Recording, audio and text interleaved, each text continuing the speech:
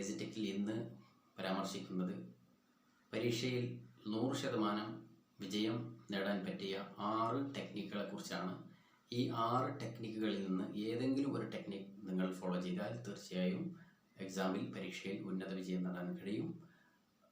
1 multi sensory technique, 2 mixed review technique, 3 teach back technique, 4 pre test technique, 5 concept mapping technique, 6 exam ranking technique. ഇങ്ങനെ 6 ടെക്നിക്കുകളാണ് പരീക്ഷയിൽ നമുക്ക് ഉന്നതമായ വിജയം നേടാൻ പറ്റിയ ടെക്നിക്കുകൾ. നമ്മൾ എപ്പോഴും പറയുന്നത് പോലെ വീഡിയോ കാണുന്ന ഒരാളുകളും നമ്മുടെ ചാനൽ സബ്സ്ക്രൈബ് ചെയ്യാനും ലൈക്ക് ആൻഡ് ഷെയർ ചെയ്യാനും മറന്നു പോകരുത്. ഇതുപോലെ ഉപകാരപ്രദമായ ഒരുപാട് വീഡിയോകൾ എസിടെക്കിലൂടെ നിങ്ങൾക്ക് ഇനിയും ലഭിക്കും. 1 എന്ന് പറയുന്നത് multi sensory technique. Multi sensory technique എന്ന് പറയുന്നത് എക്സാമിന് വേണ്ടി സ്കൂൾ മദ്രസയിലെ ഏതെങ്കിലും സബ്ജക്റ്റ് എടുക്കുക, അതിലെ ഒരു ചാപ്റ്ററിലെ പ്രധാനപ്പെട്ട ഒരു ചാപ്റ്റർ സെലക്ട് ചെയ്യുന്നു. ആ ചാപ്റ്ററിലെ പ്രധാനപ്പെട്ട പോയിന്റ്സുകൾ നമ്മൾ ഒരു ഫ്ലാഷ് കാർഡുകളിലോ അല്ലെങ്കിൽ ഒരു ചാർട്ടുകളിലോ അത് ഒരു ഡയഗ്രാമുകളാക്കിയോ അല്ലെങ്കിൽ മൈൻഡ് മാപ്പുകളാക്കിയോ അല്ലെങ്കിൽ ഗ്രാഫുകൾ ആക്കി വ്യത്യസ്ത കളറുകൾ, വ്യത്യസ്ത ഐക്കണുകൾ, വ്യത്യസ്തമായ സിമ്പലുകൾ നൽകി അതിനൊരു മാപ്പുകളുടെ രൂപത്തിൽ, അതായത് കണ്ടാൽ പഠിക്കുന്ന രൂപത്തിൽ നമുക്ക് അതിനെ എഴുതി വെക്കാവുന്നതാണ്. അതോടൊപ്പം തന്നെ 2 ഈ ഓഡിയോ എൻകോഡിങ് അതുപോലെ വീഡിയോ എൻകോഡിങ് 2 കോഡിങ്ങുകൾ ചേർന്നാണ് നമ്മുടെ ഈ ബ്രെയിൻ പൊതുവെ ഇൻഫർമേഷൻ കളക്ട് ചെയ്യുന്നത്. നമുക്കറിയാം വേൾഡ് തലത്തിൽ തന്നെ പഠിക്കുന്ന ആളുകൾ 3 തരമാണ്: ഓഡിയോ ആൻഡ് വീഡിയോ ആൻഡ് കിനസ്റ്റിക്. അതായത് ആക്ഷൻ മൈൻഡഡ് ആളുകൾ കണ്ടാൽ 65% ആളുകൾ കണ്ടാൽ പെട്ടെന്ന് പഠിക്കും. അതുപോലെ 35% ആളുകൾ കേട്ടാൽ പെട്ടെന്ന് പഠിക്കും. അതുപോലെ 5% ആളുകൾ ബൈ പ്രാക്ടീസ്, ബൈ ഡൂയിങ്, വർക്കുകൾ ചെയ്യുന്നതിലൂടെ, ടച്ച് ചെയ്ത് മറ്റു കാര്യങ്ങൾ ചെയ്യുന്നതിലൂടെയാണ് പഠിക്കുന്നത്. എല്ലാ ആളുകൾക്കും ഈ പവറും കപ്പാസിറ്റിയും ഉണ്ടെങ്കിലും ചില ആളുകൾക്ക് ചില പവർ കൂടുതലാണ്. അപ്പോൾ ഈ 2 രീതികൾ, encoding, audio and video encoding, ഈ 2 ഓഡിറ്ററി ആൻഡ് വിഷ്വൽ 2 എൻകോഡിങ്ങുകൾ സമന്വയിപ്പിച്ച് പഠിക്കുന്ന രീതിയാണ് എക്സാമിൽ ഈ മൾട്ടി സെൻസറി ടെക്നിക്ക് എന്ന് പറയുന്നത്. ഓഡിയോ എന്ന് പറയുമ്പോൾ നമ്മുടെ ശരീരം കേൾക്കുന്ന രൂപത്തിൽ ഉറക്കെ പഠിക്കുക, അത് പറയുക. അതുപോലെ വീഡിയോകൾ കേൾക്കുക, ഓഡിയോകൾ കേൾക്കുക.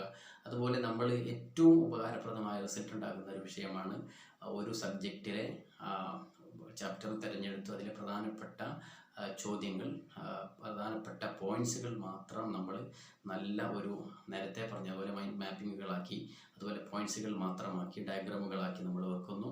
അത് നമ്മൾ കാണുന്നു. അതോടൊപ്പം തന്നെ അതിലെ പോയിന്റ്സുകൾ നമ്മൾ റെക്കോർഡ് ചെയ്ത് അത് നമ്മുടെ സമയം പോയാൽ നമ്മൾ കേൾക്കുക. ഇത് നല്ല ഒരു റിസൾട്ട് എക്സാം എഴുതുന്ന ആളുകൾക്ക് റിസൾട്ട് ഉണ്ടാക്കുന്ന ഒരു ടെക്നിക്കാണ്.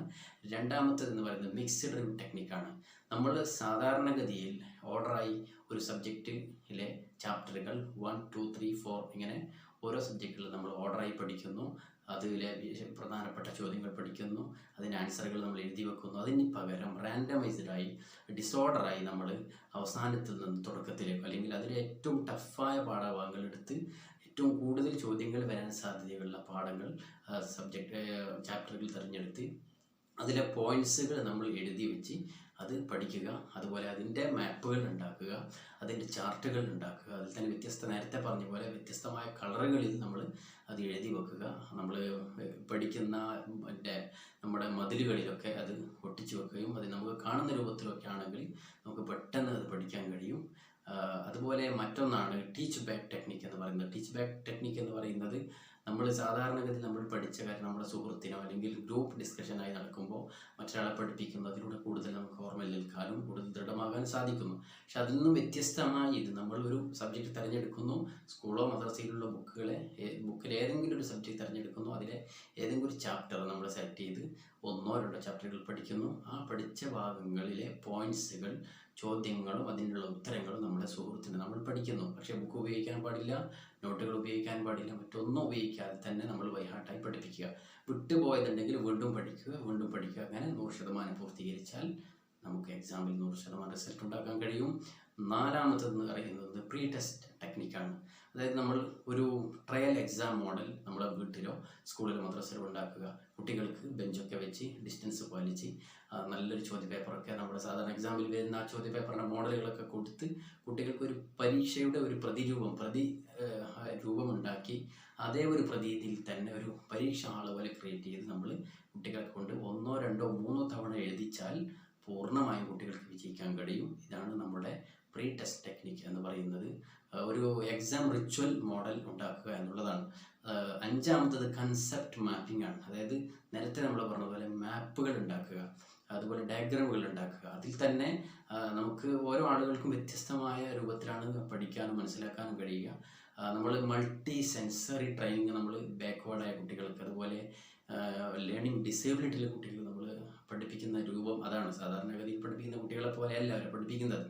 അവർക്ക് നമ്മൾ ക്ലേകൾ ഉപയോഗിച്ച്, അതുപോലെ ലീഫുകൾ കട്ട് ചെയ്ത്, അതുപോലെ പൗഡറുകൾ, അതുപോലെ സീഡുകൾ ഉപയോഗിച്ച്, അതുപോലെ മണലുകൾ ഉപയോഗിച്ച്, അതുപോലെ കൈകൊണ്ട് സ്പേസിൽ എഴുതുക, അതുപോലെ വെള്ളം ഉപയോഗിച്ച് എഴുതുക, കൈകൊണ്ട് നേരിട്ട് കളറുകൾ കൊടുക്കുക. ഇങ്ങനെ മൾട്ടി സെൻസറി ട്രെയിനിങ് നമ്മൾ കൊടുക്കാറുണ്ട്. അതുപോലെയുള്ള ഒരുപാട് വ്യത്യസ്തമായ രൂപങ്ങൾ, രീതികളൊക്കെ നമുക്ക് സ്വീകരിച്ചുകൊണ്ട് നമുക്ക് എന്ത് ചെയ്യാം, മാപ്പുകൾ ഉണ്ടാക്കി പഠിക്കാവുന്ന പ്രധാനപ്പെട്ട പോയിന്റ്സുകൾ മാത്രം എഴുതി മാപ്പുകൾ ഉണ്ടാക്കുക. ഇതാണ് കൺസെപ്റ്റ് മാപ്പിംഗ് ട്രെയിനിങ് ടെക്നിക്ക് എന്ന് പറയുന്നത്.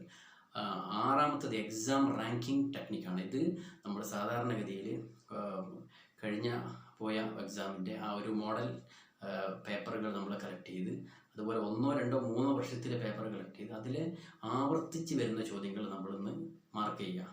എല്ലാ 3 വർഷത്തിൽ ആവർത്തിച്ച് വരുന്ന ചോദ്യങ്ങൾ മാർക്ക് ചെയ്ത് ആ ചോദ്യങ്ങൾ നമ്മൾ പഠിക്കുക, അതിനുള്ള ഉത്തരങ്ങൾ പഠിക്കുക. അതുപോലെ കൂടുതൽ മാർക്ക് ലഭിക്കുന്ന ചോദ്യങ്ങളുണ്ടാകും, ആ ചോദ്യങ്ങൾ പഠിക്കുക. അതുപോലെ കൂടുതൽ ആൻസർ എഴുതേണ്ട ചോദ്യങ്ങൾ അതും കൂടുതൽ പ്രാധാന്യത്തോടെ പഠിക്കുക. അതുപോലെ ചെറിയ സമയം കൊണ്ട് എഴുതിയാൽ, ചെറിയ ഉത്തരങ്ങൾ എഴുതിയാൽ കൂടുതൽ മാർക്ക് ലഭിക്കുന്ന ചോദ്യങ്ങൾക്ക് പ്രാധാന്യം നൽകി ഇതുപോലെയുള്ള മോഡൽ എക്സാം പേപ്പറുകൾ കളക്ട് ചെയ്ത് അതിനുള്ള പ്രത്യേകമായി ഈ രൂപത്തിൽ ഈ 4 ടെക്നിക്കുകൾ ഉപയോഗിച്ച് ഏതെങ്കിലും ഒരു ടെക്നിക്ക് നിങ്ങൾ ഫോളോ ചെയ്യുകയാണെങ്കിലും തീർച്ചയായും നിങ്ങൾക്ക് എക്സാമിൽ വിജയിക്കാൻ കഴിയും. ഇതുപോലെയുള്ള ഉപകാരപ്രദമായ ഒരുപാട് വീഡിയോകൾ നമ്മൾ ചെയ്യും.